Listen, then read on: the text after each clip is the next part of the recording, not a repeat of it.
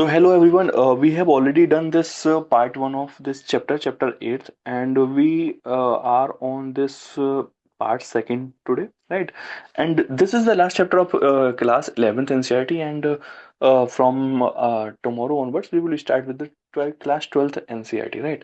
These two NCERTs are very basic, and we should be doing those in order to have fundamental understanding, right? Now what we have already done in part one, we were comparing the developments of India with our neighbors, and in the majority of them, Pakistan and China we were discussing about, right? Uh, okay, so what we have already done, we have seen that after globalization there were many changes in the trade and commerce that every nation does. So what actually was doing, every nation was trying to protect its own industry, right? So India as well as China and Pakistan also started to protect their industries, and there were different level of growth and development path taken by China and as well as Pakistan, right? And we saw how everything progressed from 1947 onwards, right?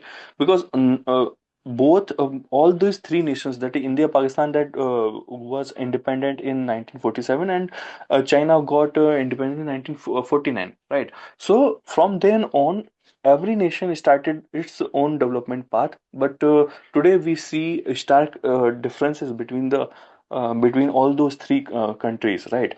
So India has a GDP, right, of approximately $15, and China has $35 billion in GDP, and on Pakistan, on the other hand, is only at $1.5 billion, right? So that shows that there was some dissimilarity in the in the development path adopted by every nation, right?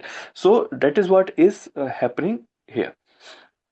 Okay, so in order to compare the compare the development strategies, so we will be progressing with the GDP, right? That is the economic indicator, and we will be seeing the social indicator also, like human development, right? So on these two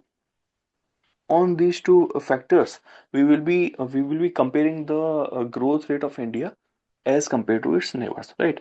So as we have already talked about recently, now only that China's GDP is approximately $35 billion, while India's GDP is $15 billion, and if we compare it with the Pakistan, its GDP is only $1.5 trillion, right? So that shows that there is a difference between all those countries, right? And what was happening is, we should be seeing how the GDP was progressing, right? In 19 from 1980s to 2024, right? In 1980s, India was growing at 5%, approximately 5% of the growth, and now it is growing at 6.5, right? 6 point, that means its growth rate has progressed, increased, right? From 1980s to 2024. But when we see the growth rate of China, right? China was having a growth rate of 10.3% at 1980s, but its growth rate has now slowed down to 5% only, right? And there are many regions for it, right? We discuss going forward, but we should be seeing at the broad level, China's GDP is slowing down now. Right. And when we see the Pakistan was also growing at a very fast rate in 1980s, but its GDP growth has also slowed down to 3.1% only in this decade, right? So this is the stark difference between all these three countries, right? So as we all know, why was these economies, that is China and Pakistan, both were growing at a very fast rate in 1980s? Because of the reforms, right? So in 1980s, China as well as Pakistan undertook some of the economic reforms, and this led to the double digit growth of China, right? GDP growth of China. And in 1980s, Pakistan also was ahead of India, right? So in terms of GDP terms, the Pakistan also ahead of India, right? So this was the stark differences between the GDP, right? And we can see there are manufacturing bases and what are the different industries that has been given in this map, right? Okay. So the reforms process that were introduced in Pakistan, right, and political instability was also the reason for decreasing in its GDP growth rate in this decade, right? So we will be seeing it afterwards, right? But for the time being, we should be understanding what were the major regions for it, right? Now, seeing the GDP, right? We have seen the growth rate of GDP. Now we will be focusing. We will going in much detail, and we will be focusing on gross value addition, right? And what is this gross value addition? Like value addition, every manufacturing activity whichever happens, right? Suppose there is a raw material, and raw material is converted into the goods, right? So there must be some value addition into it. ठीक है, एक value addition होता है जिससे जो raw material है वो goods में कन्वर्ट हो जाता है. And if suppose x was the rate, right, of this raw material, this good will be sold at y, and which will be greater than the x, right? Y will be always be greater because of the value addition that is being taking place. So this is what is called value addition. And if we sum up all the value addition in the economy, all those goods that have been produced, whatever the value has been added, if we sum up, that is called as gross value addition, right? And this shows the sectoral composition of it. ठीक है, sectoral composition of the GDP in every nation, right? So we will be comparing the GVA of all these three countries, right? Okay, so if we see Pakistan and China, we already know in the last chapter, last sorry discussion, we have already seen that China and Pakistan was having high urbanization in them, right? So if the urbanization was very high in China and Pakistan, it was natural that they will grow at a very faster rate, right? Because in the urban area, economic activity is faster, right, and more productive, right? And we will see the China has if we talk about the agriculture sector, China has only 40% of its area which is cultivable, right? As compared to India, India is having very significant high amount of area which can be cultivated. So China was having agriculture dependence was low, right, in China. But what China did in 1980s, approximately 70%, 78% of the people, right? Oh, sorry, more than 80%, more than 80% of the people of China was dependent on the agriculture, right?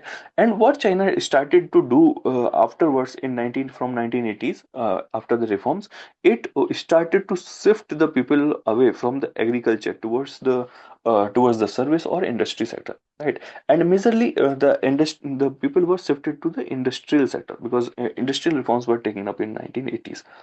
And if we see in 2021, only 23% of the people are now dependent on the agriculture, right? So every other person has moved either to the agriculture sector or maybe some service sector. So this is the shift that has been taking place in China, and that led to the growth of the China in that period, right? So government encouraged the people to move to another industries, right?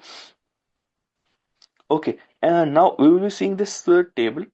This table summarizes every nation, the growth, the GDP, GVA of all those nations, and which workforce is working, how much workforce is working in that sector, right?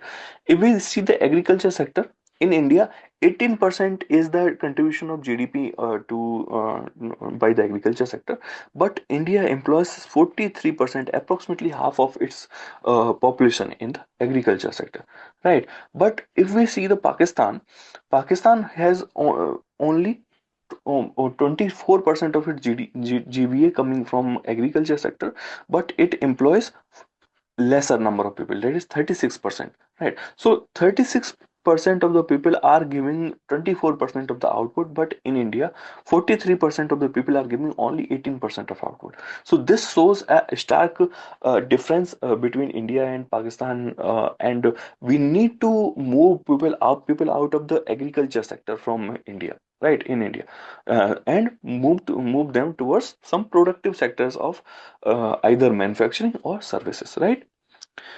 Right.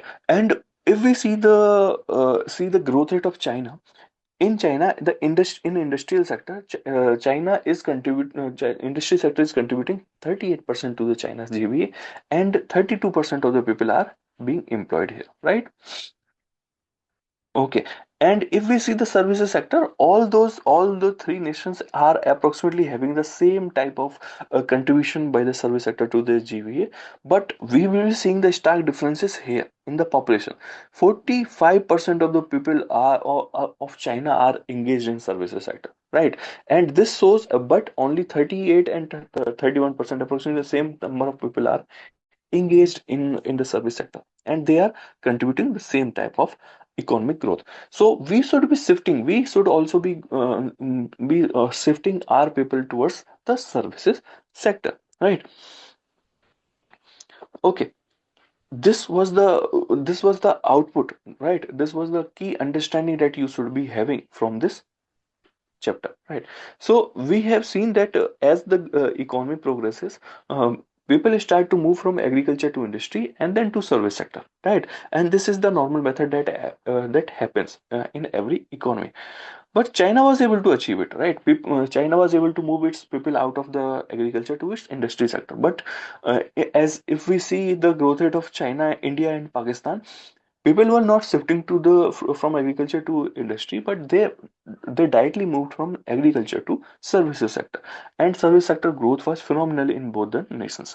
So so in that sense, India as well as Pakistan missed that phase of industrialization, right?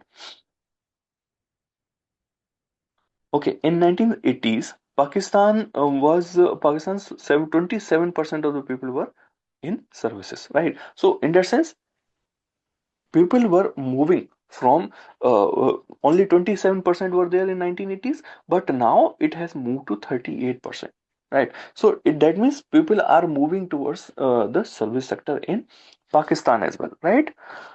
Okay,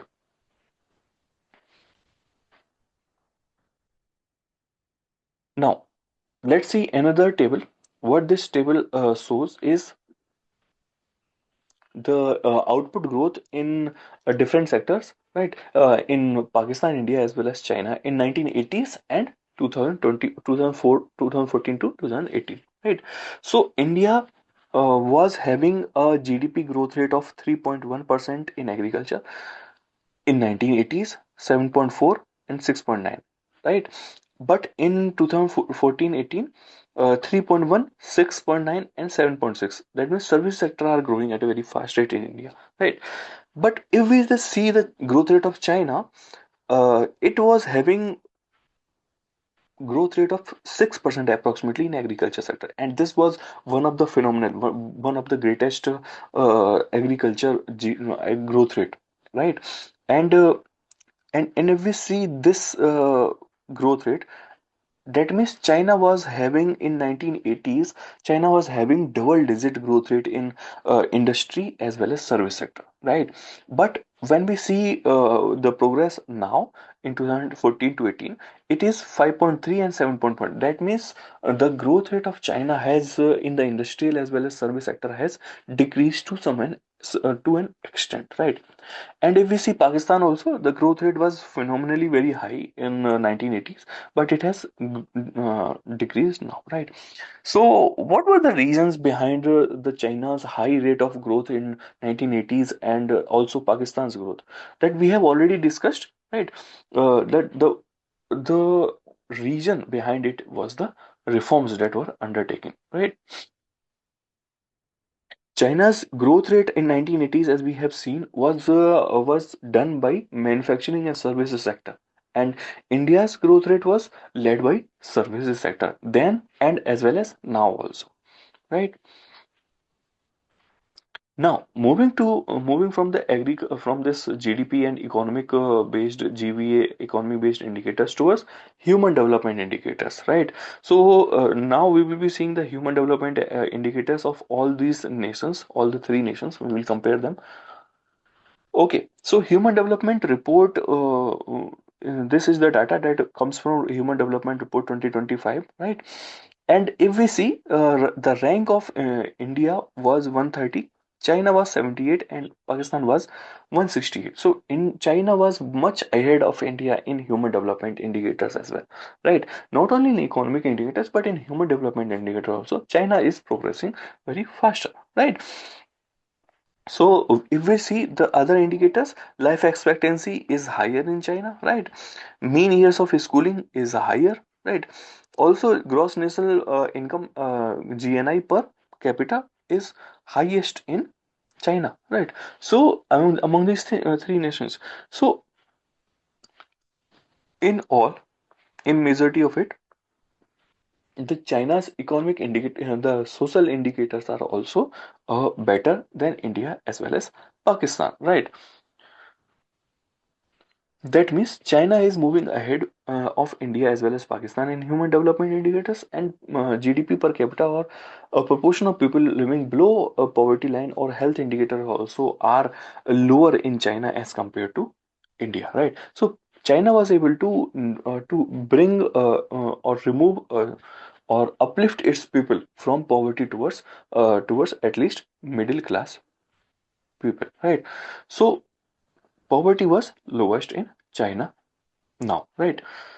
Okay, so we have seen the human development indicators, but what actually is happening is we are not showing these indicators are not showing the liberty indicators, right? So we should be seeing some another indicators also to gauge the economic progress as well as social indicators of that nation, right? And some of the liberty indicators can be like democratic party participation. Are people enjoying their rights, right? Rights are being provided, are they being exercised by those people, right? By the citizens of that nation.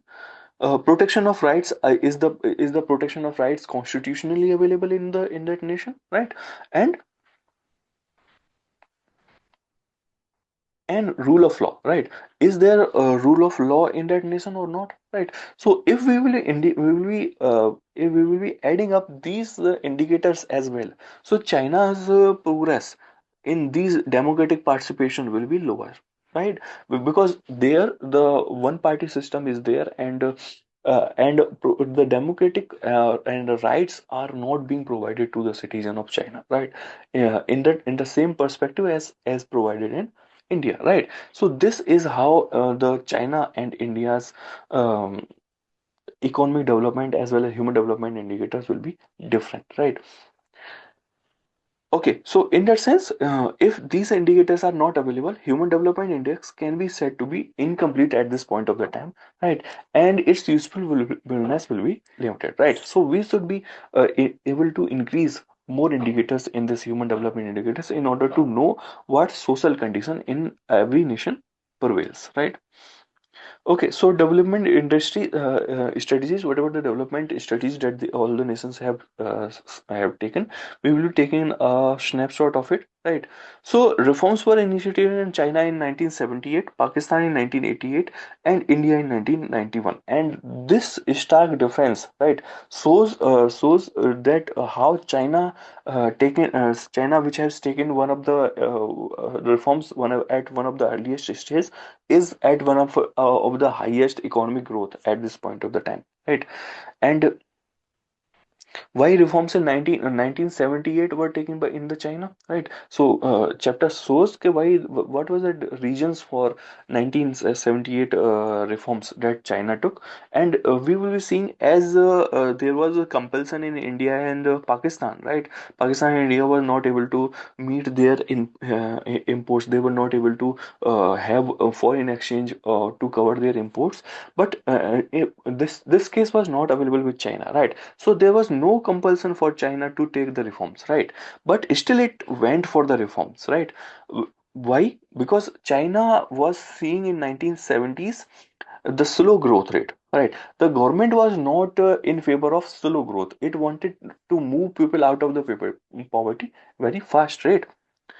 And lack of modernization was also a reason, right? Because we all know that the Maoist government took place after 1949. The Maoist government came to China, and it was favoring the people to be state owned, right? All the industries should be state owned, and people should be employed. Like the social growth was focused on by Maoist government. But the new government wanted that we should not be focusing only on the state-led economy. We should be allowing some privatization, and that Maoist government was responsible for low modernization in the economy, and we should be going for modernization. And low per capita income was also an important reason for the reforms that were taken by the China, right? After reforms, what has happened in China? Education, health outcomes improved drastically, right? Decentralization planning was done in the China, and this bore the fruits, right? And people were able to gain employment, as well as people were able to come out of the poverty. Small enterprises were established, and this led to the growth of the jobs in an economy, right? And food grains equitably were distributed because the commune system, right? So commune system was set up by China, and this commune system was growing food grains at a very fast rate, right? And uh, it was also distributing equally to all those nations, right? And land reforms were also implemented in China at that point of the time, right? And this was one of the success model that took place in China, and that is what led to the growth of China at that point of the time, right?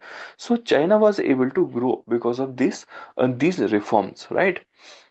But if we see the condition of the Pakistan after reform, no improvement was seen in Pakistan, right? So we see the China's growth rate after reforms, its growth rate expanded very at an exponential rate.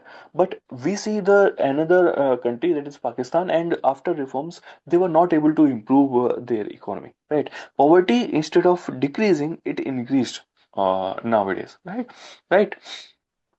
Dependence on the agriculture on it may be because of the dependence of their agriculture on the good harvest, right? So when they are able to have better harvest, right, in the agriculture sector, their whole economy improves. But if there is a drought condition or flood or any other natural calamity, and where the agriculture output is not good, their whole economy gets down, right? So this is the important issue with the Pakistan, and they have not been able to move people out of their agriculture towards the service and manufacturing sector, right? So this is what the difference between the Pakistan as and China in the level of growth, right? Also, Pakistan is facing the issue of low foreign exchange reserves, right?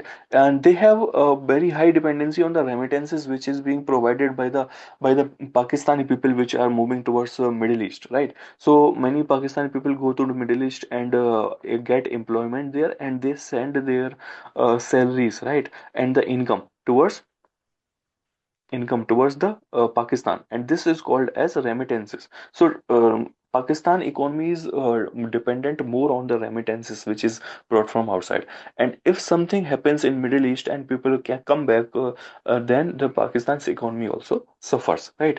Agriculture export have been volatile from Pakistan, right? So their agriculture export will only happen when the agriculture output will be very high, right? So if agriculture output goes down, then their domestic as well as domestic economy as well as the exports goes down, right? This is the problem with the Pakistan, right? Even after having the reforms in 1980s, they are not able to grow their economy at a very fast rate, right?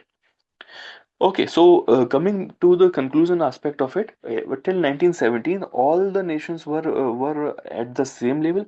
It was after 1970s that the China's GDP has now moved towards the $35 billion, and India is in the middle, and Pakistan GDP has been one of the lowest of $1.5 billion only, right? Till 1970s, all those nations were progressing at the same speed. After 1970s, the growth rate was different, right? And that is the effect that we see today, right? After 1980s, what was happening? India was developing at a moderate phase, right? And we have democratic system, right? So we allow all the people to exercise their rights, right? And their rights are protected by the constitution, right? And India was able to improve the living standards of the people. We were able to invest in the able to invest in infrastructure, right? We built social infrastructure as well as the hard infrastructure that led to the economic growth, right? But we were not able to develop that infrastructure at a very fast rate as China did, right? But Pakistan, as we see, for conclusion, the Pakistan was highly dependent on remittances, agriculture was volatile, and political instability was one of the important condition or reason for the non-performance of reform era of Pakistan, right? So every some within some decade, Pakistan had a coup, right? And sometimes the military generals come to the power, and they become the administrative head, that is the president of the Pakistan, right? So in that sense, the Pakistan's economy has been run by its military, right, as compared to the economist or the political class, right? Now, if we see China has exponentially increased its GDP, right? Its growth rate has been one of the phenomenal, right? But if we see, another important issue is the low democratic freedom and exercise of rights is not available with China, right? Economically, they have been able to develop very high, very good, right? And elevation of poverty, right? They have been able to reduce the poverty in their own nation because of the economic reforms, right? And human development indicators also, in effect, has improved in China, right? So this is what is the condition with China, right? So in effect, we have seen the economic growth rate, that different type of path that has been taken by the every nation, and we see the results differently today, right? After approximately 4 5 decades, right? So we are able to see the stark difference between these nations, right? So this was all that we were discussing, and this marks the end of the 11th class of this NCERT, economics NCERT. And from the next class onwards, we will be starting with our 12th class NCERT, right? 12th class NCERT, and we will be going with the economics only for the time being as a subject, right? Okay, thank you all. Keep on revising, and afterwards, if you are able to revise this NCERT of class 11th, you should be practicing the MCQs that has been the chapter-wise MCQs that have been given to you, right? And do practice them in order to increase the clarity of the top chapter to you, right? Okay, this was all I wanted to communicate. Thank you all. Thank you for being present. Bye bye.